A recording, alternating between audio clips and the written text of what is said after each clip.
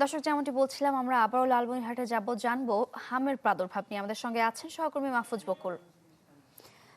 বকুল। কি বুঝলেন ভাই? অনলি যেটাই চাই।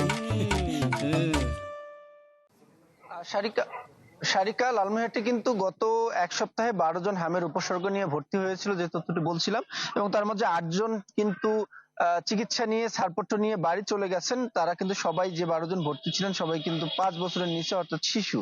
বর্তমানে গত পরশুদিন 4 জন ভর্তি হয়েছেন, তাদের নমুনা সংগ্রহ করে পাঠানো হয়েছে। সেটা রিপোর্ট আসলে এখন আসেনি। এই যেহেতু একদম প্রান্তিক আসলে জেলা, সেই জেলাগুলোতে আসলে হামের যে টেস্ট করবার সেই সুযোগটি নেই। এখান থেকে সাধারণত নমুনা সংগ্রহ করে ঢাকায় পাঠানো হয়, সেখান থেকে আসলে নমুনার ফলাফল আসে এবং সেভাবে আসলে ইয়ে করা হয়। এবং লালমনিরহাট সদর হাসপাতাল কর্তৃপক্ষ তারা যেটি বলছেন, যে 4 জন ভর্তি আছে তাদেরকে তারা আলাদা করে চিকিৎসা দেওয়ার ব্যবস্থা করছেন এবং আলাদা রাখছেন, সার্বক্ষণিক তদারকি করছেন। এবং জেলায় এ পর্যন্ত হামের যে উপসর্গ এবং সন্দেহভাজন সদর হাসপাতালে 40 জনের মতো শিশু ভর্তি হয়েছিল, এবং তার মধ্যে মাত্র 12 জন ছিল যাদেরকে আসলে সন্দেহ করা হচ্ছিল, এবং বর্তমানে 4 জন রয়েছে।